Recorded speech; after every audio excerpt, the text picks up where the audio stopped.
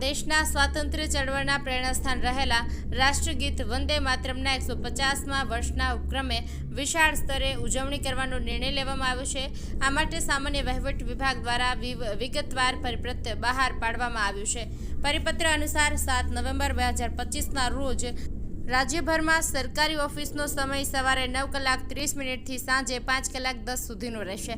તમામ સરકારી કચેરીઓ, જિલ્લા પંચાયત, મહાનગરપાલિકા, જિલ્લા પાલિકા તથા નગરપાલિકાઓમાં રાષ્ટ્રીય ગીત વંદે માતરમના સંગીત સાથે સમૂહ ગાનનું આયોજન થશે।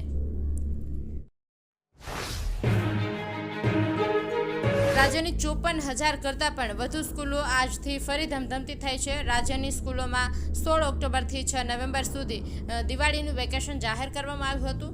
21 દિવસનું દિવાળી વેકેશન આજે પૂર્ણ થઈ ગયું છે, જેથી ગુજરાત બોર્ડની માધ્યમિક, ઉચ્ચતર માધ્યમિક સ્કૂલોમાં આજથી બીજા શૈક્ષણિક સત્રની શરૂઆત થઈ છે।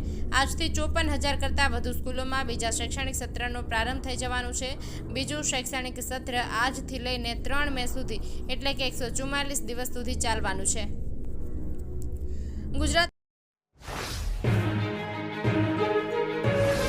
ગુજરાતમાં કમોસમી વરસાદના કહેરથી પાક નિષ્ફળ જવાથી કંટાળેલા ખેડૂતોની પીડાને વાચા આપવા માટે કોંગ્રેસે આજે ગીર સોમનાથના વેરાવળ સોમનાથથી ખેડૂત આક્રોશ યાત્રાનો પ્રારંભ કર્યો છે। પાક બગડ્યો હોવા છતાં ધિરાણની ચિંતા અને વળતરનો અભાવ, આવી પરિસ્થિતિમાં કોંગ્રેસ હવે ખેડૂતલક્ષી રાજનીતિના મેદાનમાં ઉતરી છે। પ્રદેશ કોંગ્રેસ પ્રમુખ અમિત ચાવડાની આગેવાનીમાં શરૂ થયેલી આ યાત્રા સૌરાષ્ટ્રના 11 જિલ્લામાં ખેતરે ખેતરે જઈ ખેડૂતોની વેદના સાંભળશે અને દ્વારકામાં એનું સમાપન થશે। યાત્રાના પ્રારંભ પ્રસંગે યોજાયેલી જનસભામાં નેતાઓએ આક્રમક સંબોધન કર્યું હતું। આ યાત્રામાં સ્થાનિક કોંગ્રેસના નેતાઓ, કાર્યકરો અને મોટી સંખ્યામાં ખેડૂતો ઉત્સાહભેર જોડાયા હતા।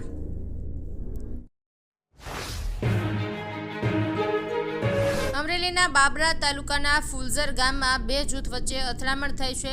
લગ્ન પ્રસંગમાં ઘોડીને ટ્રેક્ટર અડી જવાના કારણે બબાલ થઈ હતી, જેણે ઉગ્ર સ્વરૂપ ધારણ કર્યું હતું। આ જૂથ અથડામણમાં 1 વ્યક્તિનું મોત જ્યારે 9 વ્યક્તિઓ ઇજાગ્રસ્ત થયા છે।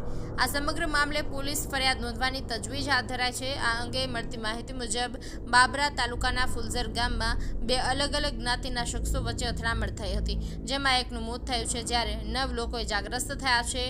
જે તમામ ઇજાગ્રસ્તને ગોંડલ અને બાબરાની અલગ અલગ હોસ્પિટલમાં ખસેડવામાં આવ્યા છે।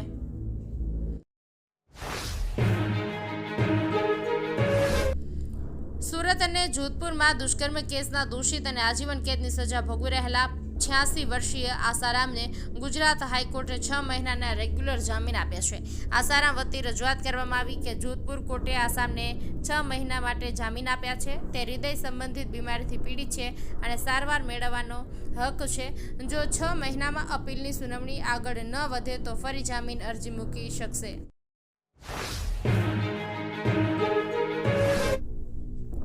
વડોદરા શહેરના હૃદય સ્થળ માંડવી ખાતે આવેલા શ્રી નરસિંહજી મંદિરનો 288મો પરંપરાગત વરઘોડો આજે ભક્તિભાવે અને ધામધૂમથી નીકળ્યો હતો।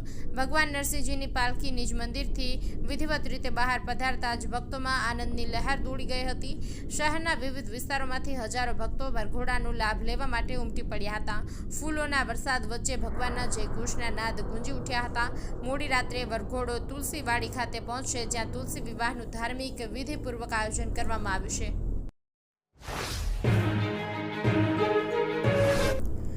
વડોદરા જિલ્લાના કરજણ તાલુકાના નારેશ્વર ખાતે આવેલા શ્રી રંગ અવધૂત મહારાજના મંદિરેથી દર્શન કરીને સિનોર પાસે આવેલા અનસુયા માતાના મંદિરે દર્શન કરવા જઈ રહ્યા હતા। એ વખતે ભરૂચના પરિવારને અકસ્માત નડ્યો હતો।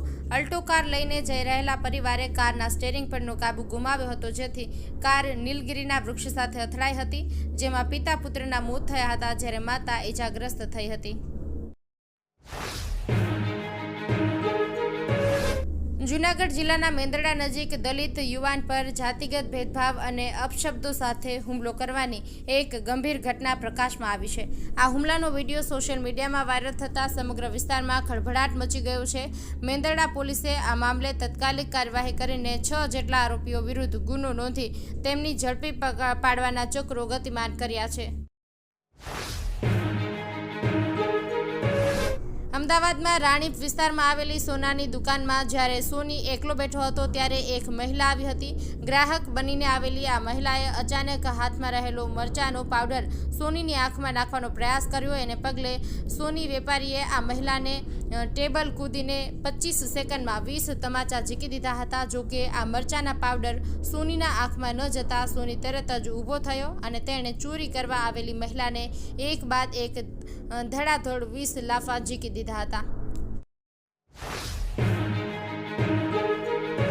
સેટેલાઇટમાં રહેતા સ્મિતા જૈને સેટેલાઇટ પોલીસ સ્ટેશનમાં ફરિયાદ નોંધાવી છે કે મે 2025થી આજ સુધી દહેરાદૂનના અર્નવ ખુરાના સાથે કમ્પ્યુટર સર્વરની ખરીદી કરી સાથે મળી અને ધંધો કરવા 8.14 લાખ રૂપિયા અર્નવને આપ્યા હતા.